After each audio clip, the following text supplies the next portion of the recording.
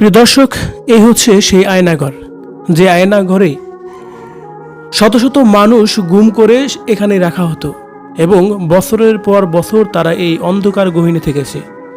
না শুনতে পারছে বাইরের কোনো আজান, বাইরের কোনো শব্দ, না শুনতে পারছে মানুষের কোনো কোলাহল ও পাখির কোনো শব্দ।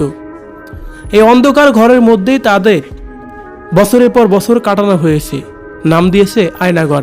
কিন্তু এই আয়নাঘরে কঠিন এক অন্ধকার, সবসময় অন্ধকারের মধ্যেই থাকতে হয়েছে তাদের।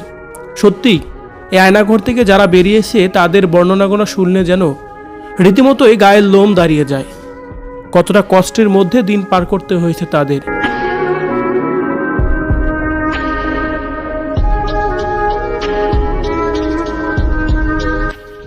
গহীন এই আয়নাঘরের ভিতরে আপনি থাকলে কতদিনই বা থাকতে পারতেন? অন্ধকার এই ঘরটি দেখে আপনার কি মনে হচ্ছে যে বাংলাদেশের জেল হাজতে তো এমন নেই? প্রিয় দর্শক, শেখ হাসিনার এমন কর্মকাণ্ডকে আপনি কিভাবে দেখছেন? কমেন্ট করে জানিয়ে দিন কমেন্ট বক্সে।